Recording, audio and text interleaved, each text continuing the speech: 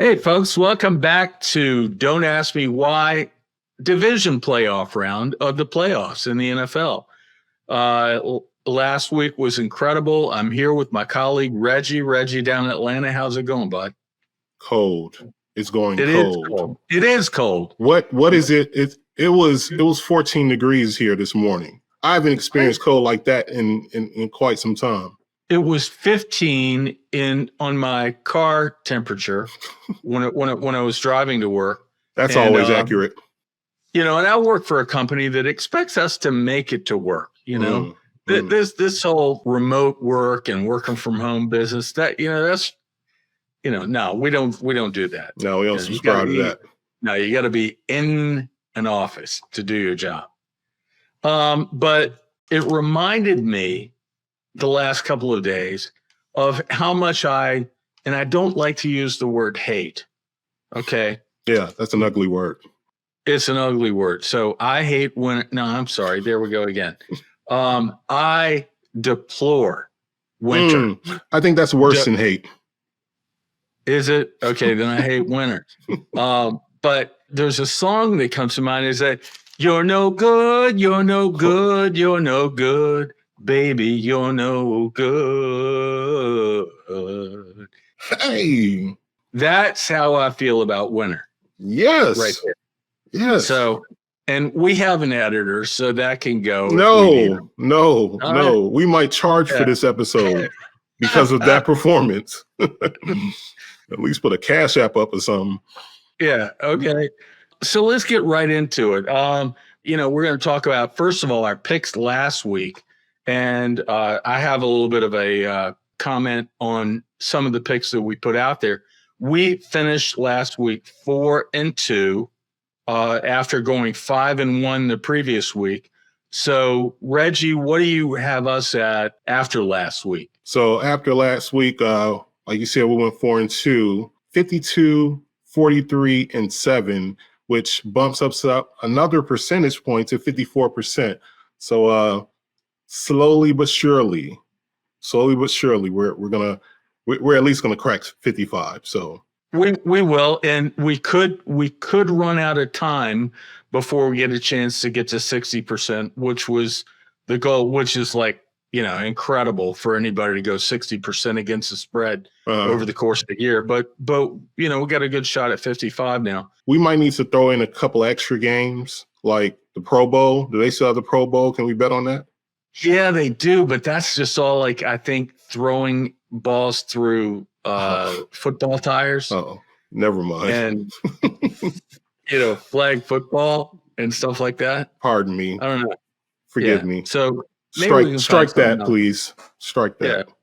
We'll find something else that we might be able to bet on. But I just had one little I guess what's the word I'm looking for, Reggie, regarding something that popped up when we were making our picks last week. Transparency, right? So I picked in last week's show the Rams +3 against Detroit. I picked the Rams +3 against Detroit. Before that, when I sent my picks to our editor who puts up the graphics on the screen, when it got to the point of my picks being put up there, he had me up there for the Rams in Detroit over 51.5. So that was obviously not a winning pick, but Reggie and I talked about it, just trying to be fair and transparent to the people that watch the podcast. We feel like, what I said on the podcast should take precedence. So that's what we're going with. And I think that's right. So we're 52, 43, and 7. Yep. And look, he said what he said. So that's the bottom line right there. That's the horse's mouth, Roger. So When he says it, that's gospel. Wait a second there. What did you just say? You're welcome. No, I said, when you say it, it's gospel. Yeah, but you said the horse's mouth. The horse. Oh, yeah. You, the horse? Right. Hello?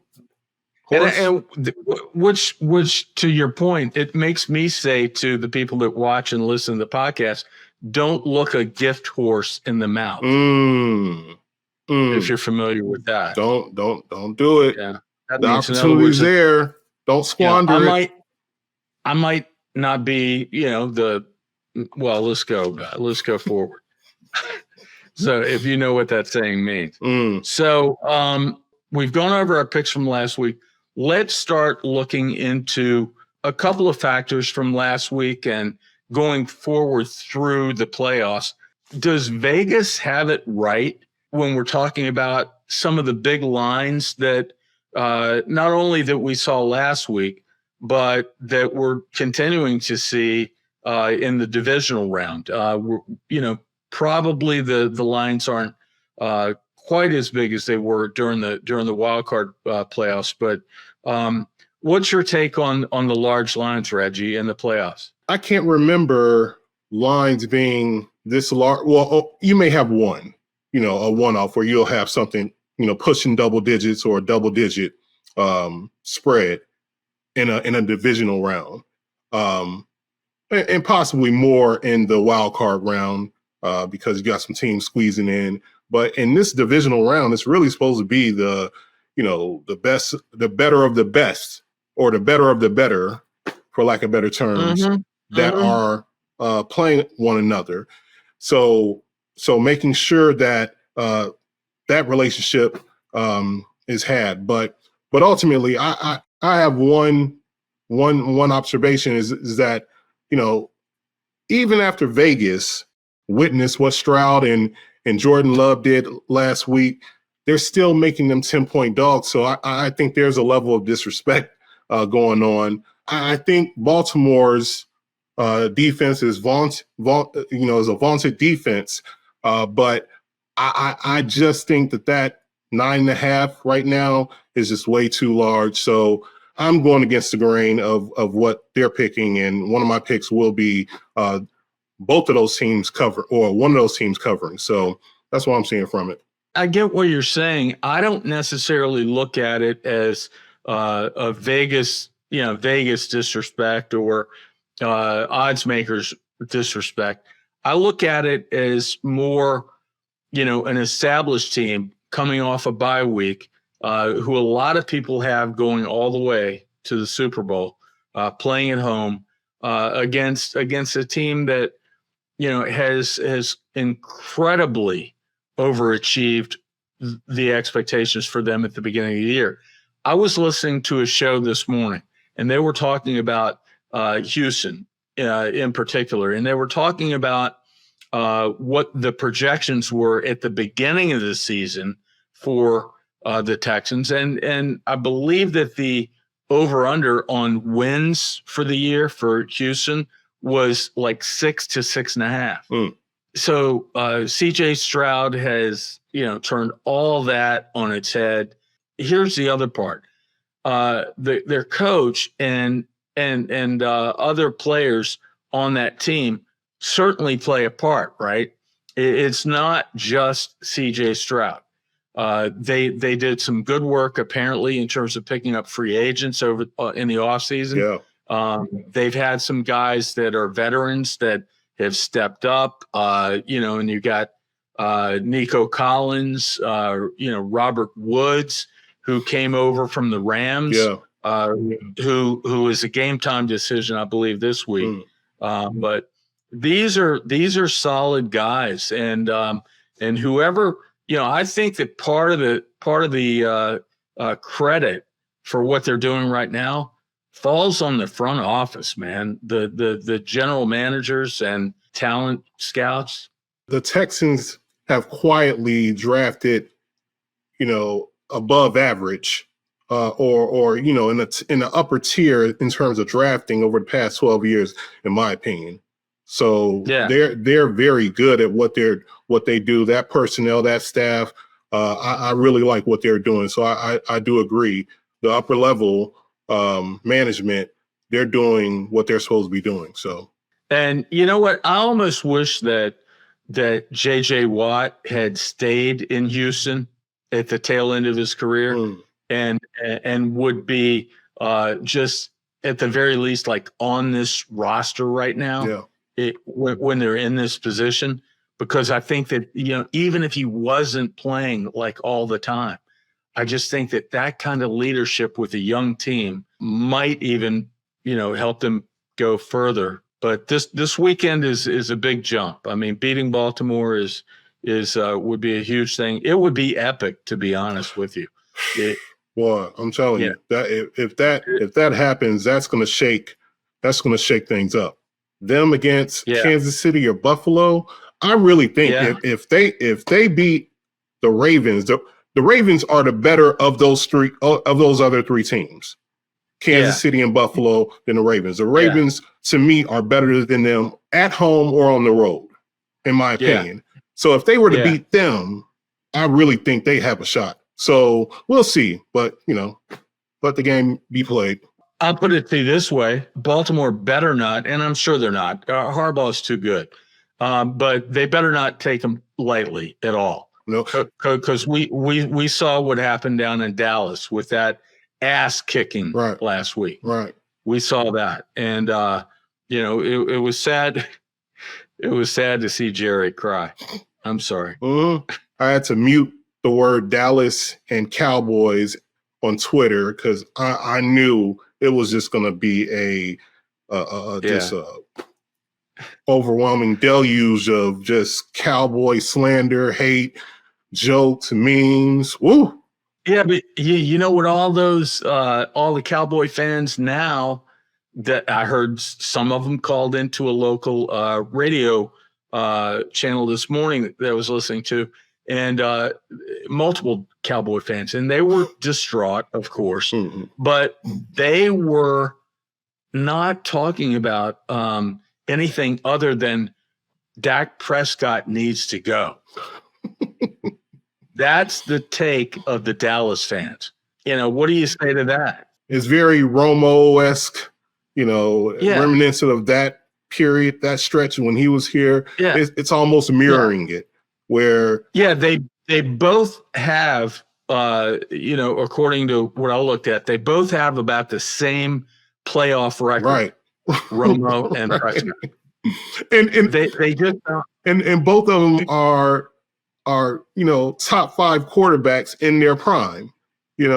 So something's not adding up. I mean, the defense let them down, but oh man, well, one Cowboy fan made a great point, and when I thought about it, I was like, this guy is really on the mark. He diehard Cowboy fan, and he was calling in talking about Prescott in the game against Green Bay, and he was like, you could see early on with these mistakes, with these interceptions, when Prescott gets in these playoff losses, he said you see his eyes get real big, like when the pressure gets on and all that, and right before he threw those big interceptions and the turn, he said you can see his eyes get really big, like almost like.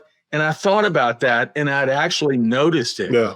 Like when he threw one interception, and he seems during the regular season when they are rolling over teams and going undefeated at home, so calm, cool, and collected.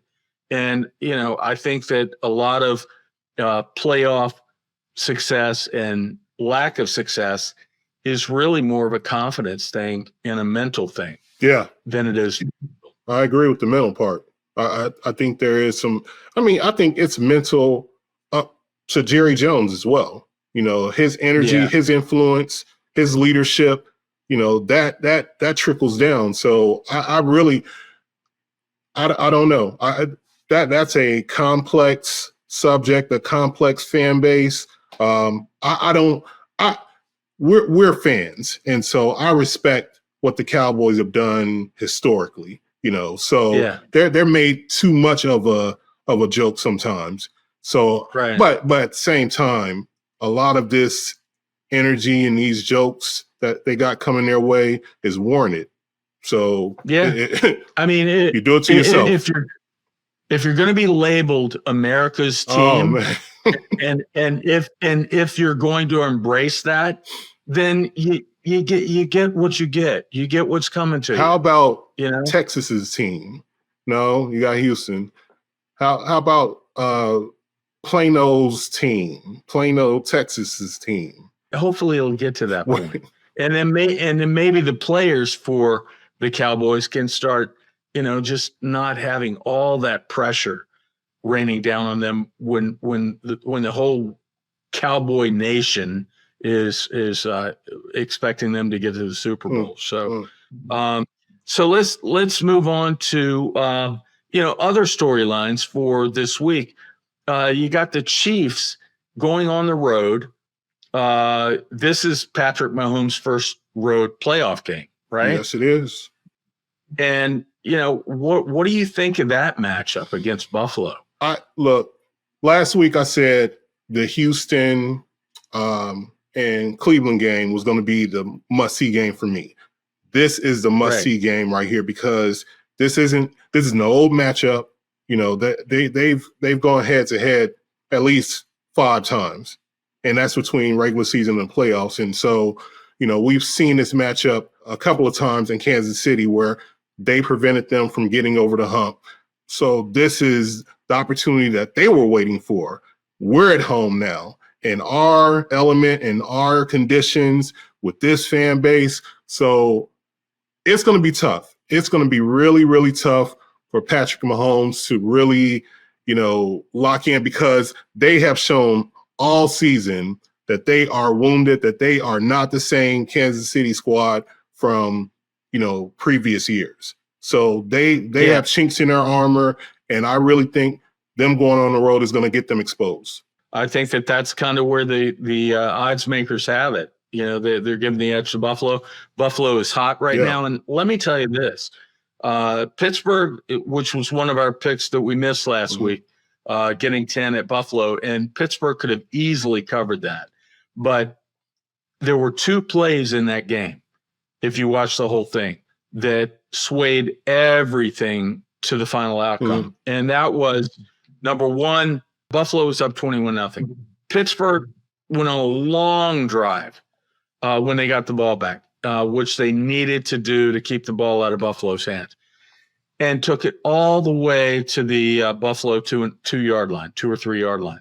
And Mason Rudolph throws a pick on an out route in the end zone, to take away the score there. So that could have cut it to 21-7. Pittsburgh still came back in the second half, and it started to become a game.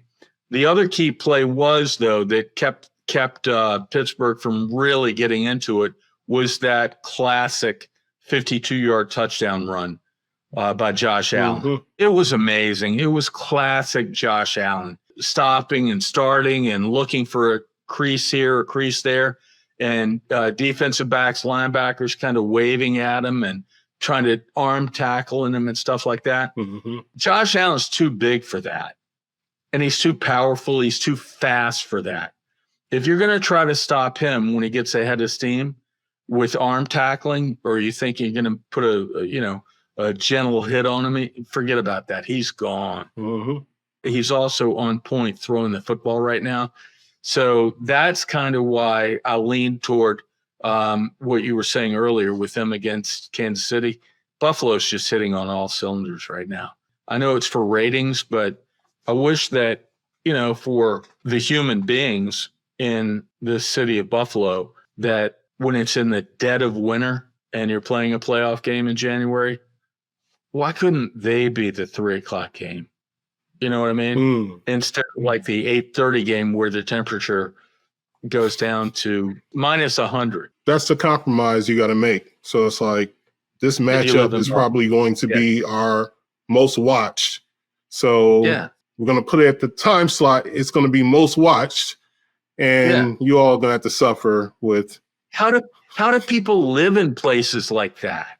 Like Buffalo. That's why Minnesota. I thought the same thing when I woke up this morning. I was like, how do people live in this? It's crazy. Right.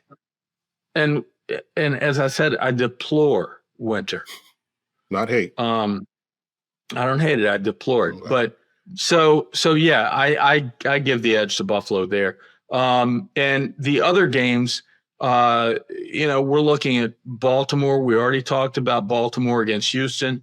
I was surprised this week to see that Mark Andrews, one of Lamar Jackson's favorite targets, is actually looks like he's going to play. And conventional wisdom a few weeks ago was that he's out for the rest of the year.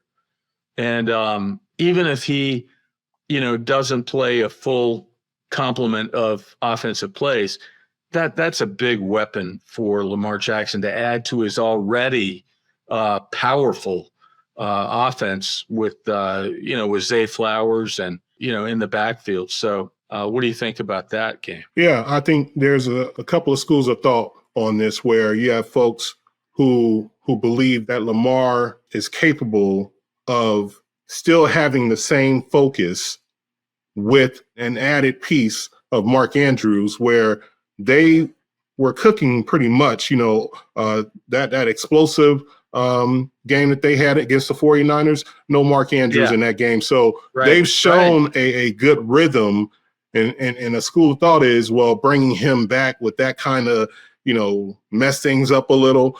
But I believe because that's been his go-to guy since he's been in the league. So they have a chemistry already established. And so once he's given the green light, he's going to, slide right in, bang. And that's going to make him even more potent. So that's definitely going against what I'm picking from a spread purpose. But I really think that's going to be a huge positive for him. The way that Harbaugh coaches that team almost reminds me of like Belichick, during some of the glory years, from the standpoint, it's the system. It's the system. I heard someone talking the other day about how Baltimore drafted, even though they had Mark Andrews, they drafted last year 2 tight ends. Why are you drafting 2 tight ends? You got Mark Andrews.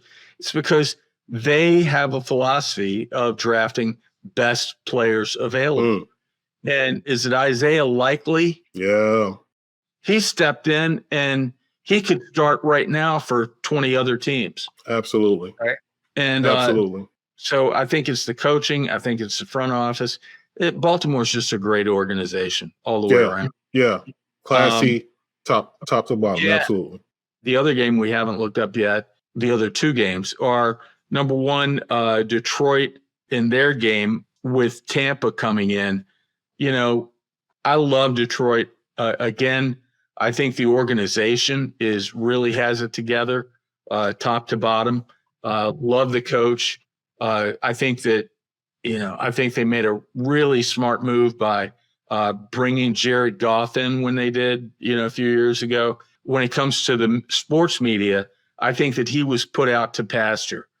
They were ready to bury him, when he had a couple of down years after winning the Super Bowl. So I really like the way they're playing right now.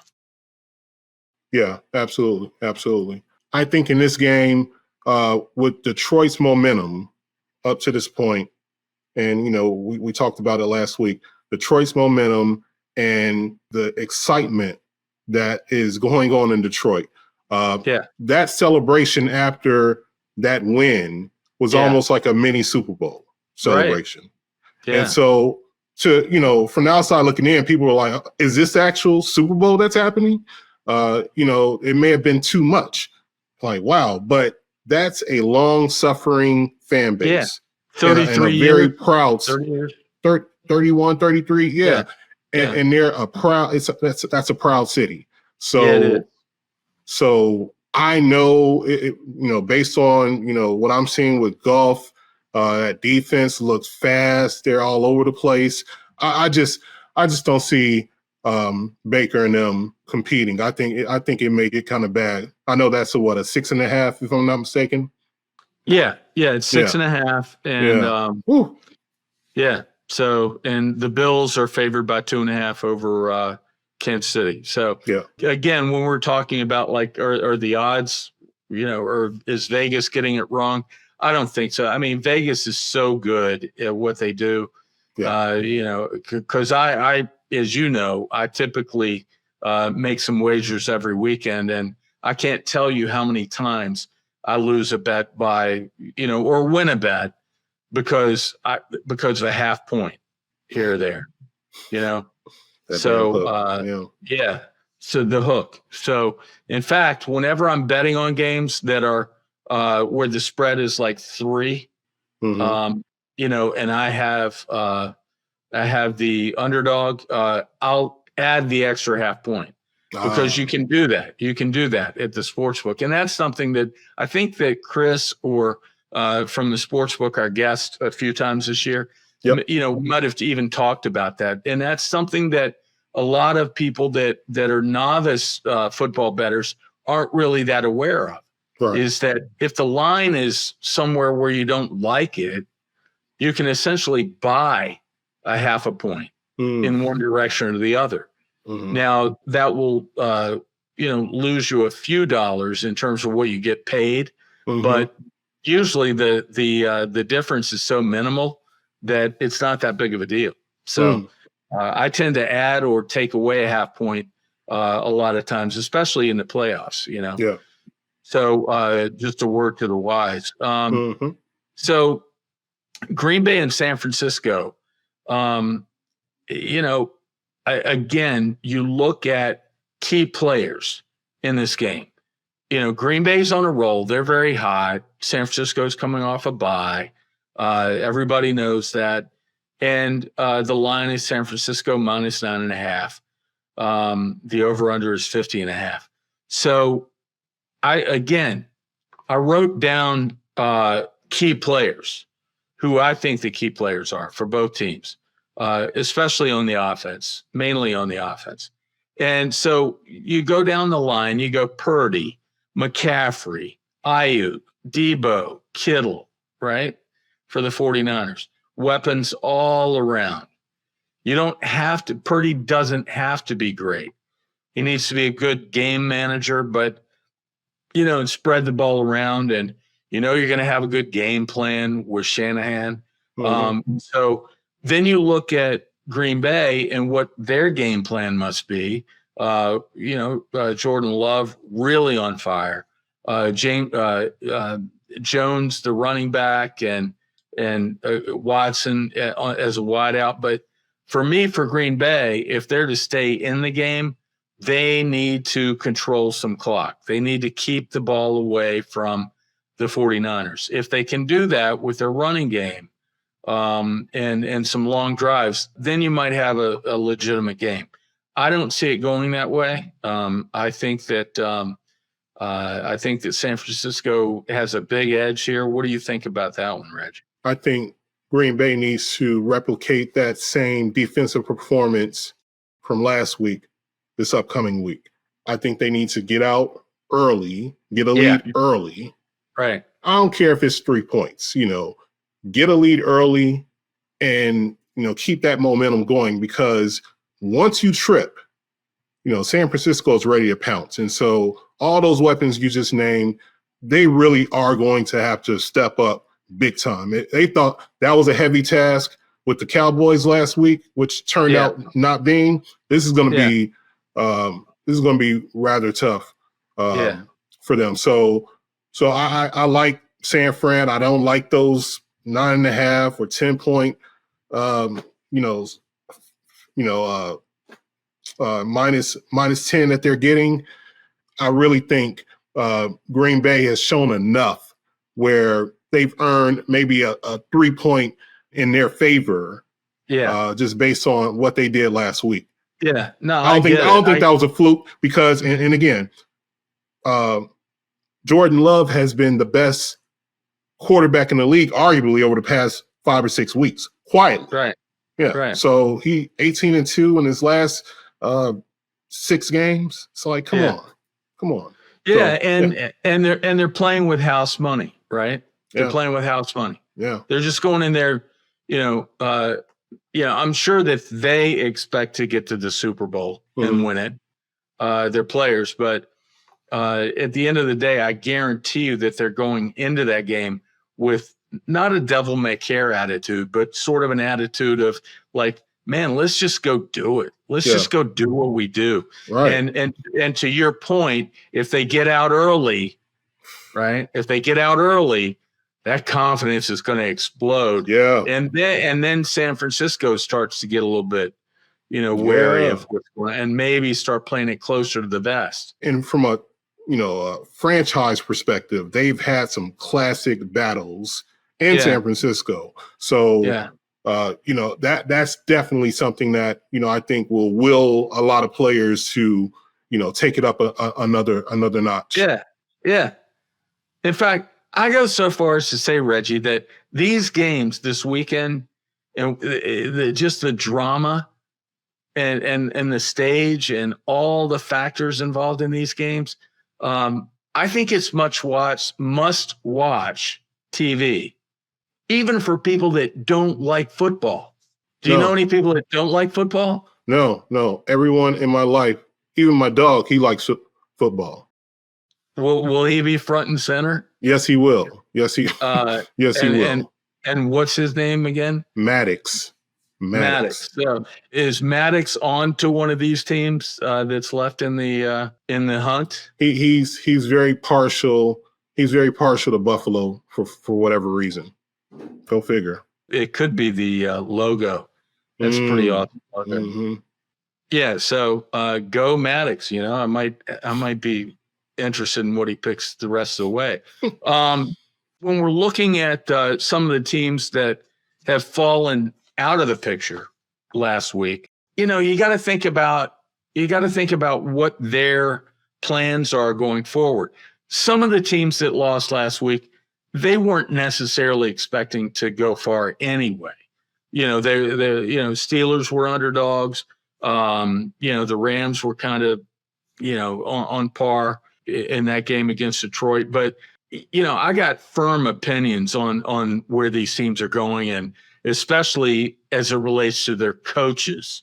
So, go down the list: Dallas, Pittsburgh, Eagles, Rams. Start with the coaches, Reggie. What do you think the future holds for those coaches that lost last week? Two of those coaches are from the NFC East. Think about that. That. You all are going to have a new coach pretty soon. So, and by you all, he means Washington. I'm sorry. Washington. Washington will have a new coach pretty soon, I would assume. We just have a new GM as of today. Yeah. So that's huge right there. Do they need to replace McCarthy? I don't think so, but I think that's already done. That we just don't know that he's been fired, because I think if Belichick, says, hey, you know what? I don't know if he's interviewed with them or not. I'm not sure. He's interviewed in Atlanta. He's interviewed in Atlanta. Right. Yeah. So I'm not sure if he's taken an interview with them, but I promise you that they will say, if you want the job, it's yours, Bill. We can make one phone call. Yep. We can make one phone call and be like, hey, Mike, we appreciate your services. See you later. Click. Yeah. So I really think that is shocking. Sirianni, he's not going anywhere. That's crazy talk. It looks like Tomlin, he's back. Yeah, he's back. When he walked off, and after the reporter asked him about his contract situation, he walked off. Oh my God, he's walked away. That's him walking into the sunset. No, he'll be back. But and then McVay, same thing. Yeah. One thing that I don't appreciate over the past few years is that equity, Super Bowl equity, is not as valuable as it once was.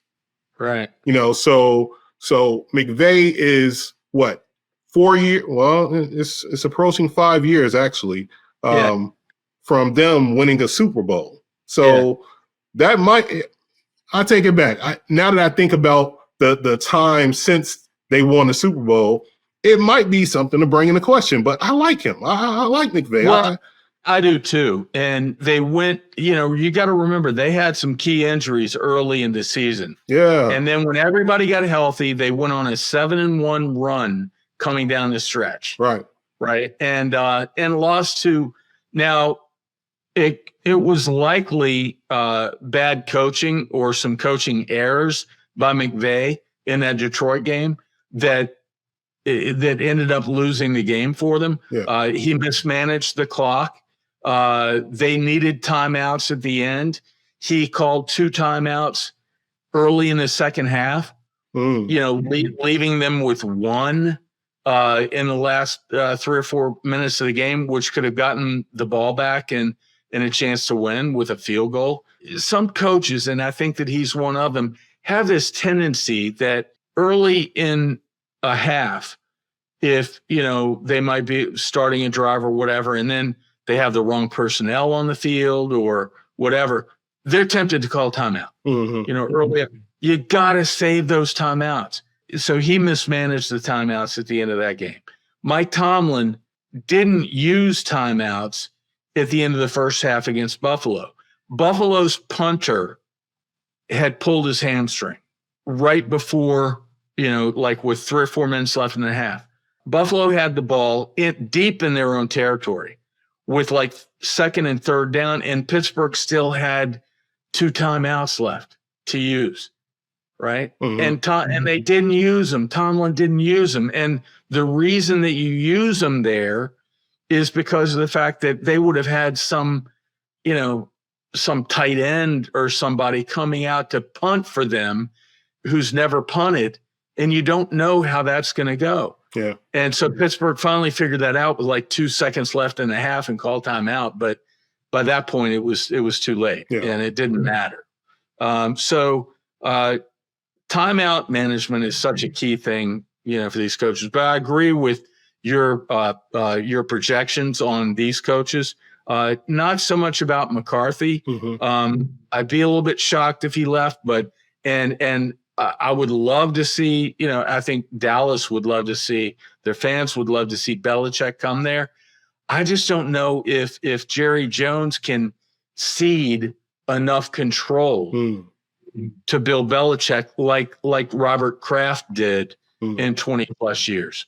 With his front office, with Belichick, he kind of let them run the show. And it may be to whatever team Belichick goes to, it may be to that team's benefit that he doesn't have personnel control because he's not like great at drafting.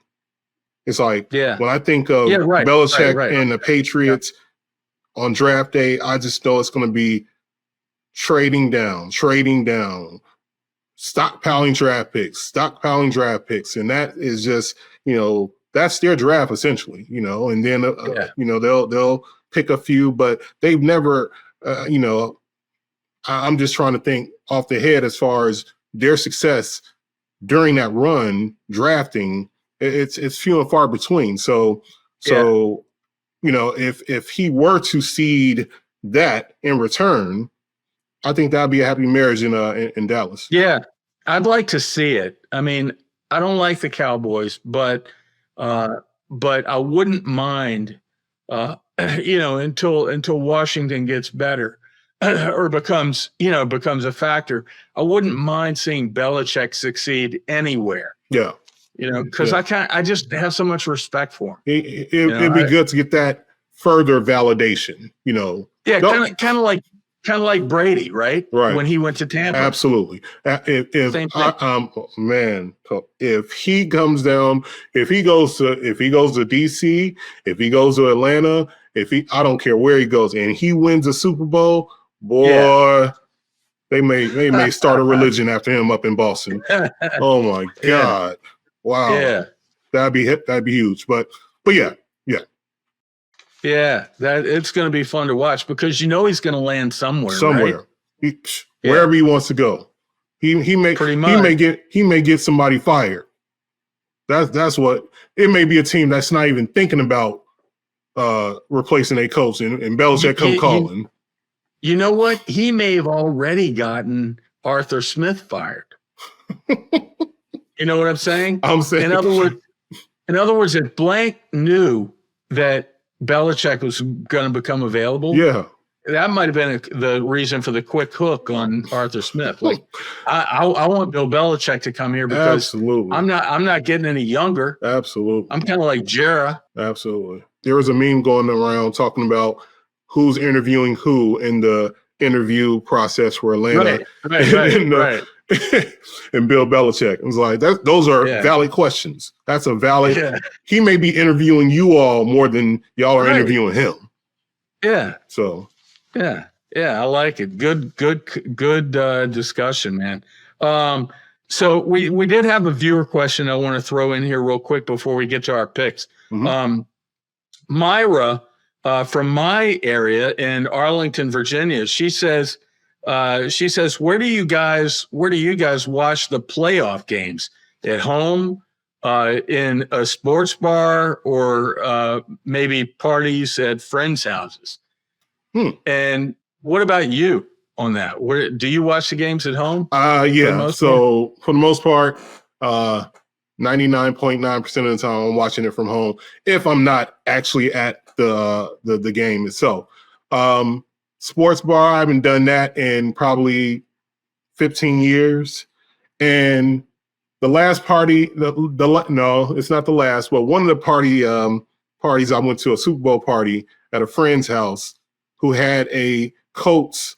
This is when the Bears played the Colts in the Super Bowl. He was from Indianapolis, and one of his friends and I had a Rex Grossman jersey on. So, so that's it makes it even worse when your team's losing and you're wearing a Rex Grossman jersey, and you got this clown talking noise about this and that, and we almost get into a fight. And so home is where the safety is, where the heart is. No one gets hurt. In my zone. Yeah. So home is where it is. I'm guessing if Myra is in Arlington, from what I know of Arlington, she's probably hitting the sports bars down there to watch the games. It ain't safe in those Dallas streets. I don't care. She's in Arlington, Virginia. Yeah, Virginia. Not Arlington, Texas. Right. Yeah, so she's probably hitting the sports bars down there, but not in Dallas, no. So for me, I'm kind of the same way. I love the game so much, especially when we get to the playoffs, that Super Bowl, forget about it. I'm not going to any Super Bowl party anywhere. Mm-hmm. Too much distraction, too much noise, all this. You can't watch the game. No. For playoffs and Super Bowl, I much prefer, watching those games at home. Yeah. Especially, now that we do a podcast and all that, I like to pay attention to what's going on. Right. So let's get to our picks, Reg, for this week. You're doing AFC games, I guess, this week. I am. Okay, and what are you going with this week? So I'm gonna start off with and we talked about it earlier with the matchup between the Bills and the Chiefs, but I do like the Bills -2.5 hosting the Chiefs. I think Bills Mafia is going to be a little too much for the Chiefs, and it's not so much they're playing. It's the noise. It's the noise that's being generated. Yeah. And so if you couple that with, frigid temperatures, a team that's out of their element, that we're accustomed to Arrowhead. We don't know nothing but Arrowhead. This is the environment we know. So going into another environment, I think is going to be enough shock to propel the Bills, and I like them -2.5. I like Houston +9.5 at Baltimore. Even with Mark Andrews potentially coming back, I know that's going to play a huge part of their success. I really do have confidence in Houston. And what's the saying? They don't know what they don't know. I believe. Yeah. Basically, they're going in there, like you said, playing with house money. I don't think they're playing with house money. I think they're playing with a level of confidence right now where they're like, we can beat them. And they believe it. So teams like that are dangerous. We didn't expect D'Amico Ryans to take them this far. We certainly didn't expect C.J. Stroud to perform the way he's performed. So I do like them to not win, but cover a rather 9.5 2-score spread. So I'm taking the NFC games, and One thing I wanted to mention real quick is that I did a little bit of research on historically teams that had a first round bye in the playoffs. Since 1990, 75%, it was like 74.6, but 75% of those teams that had a first round bye since 1990 have won their games. 54% had covered against the spread. So, yeah, take that for what you will. Yeah. Over a period of time.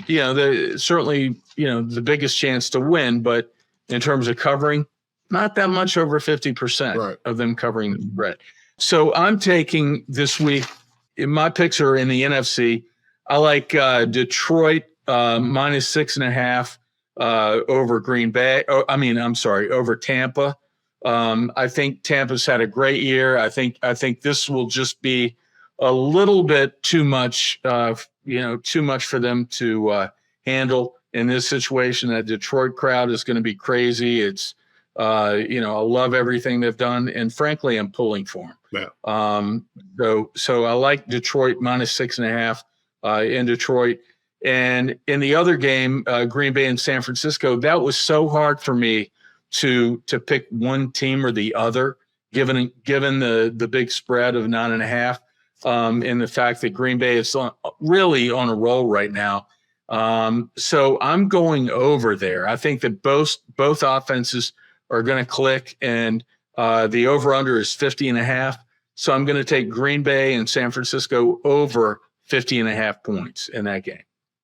So, Reggie, great show. I look forward to all these games. I can't wait. Yeah.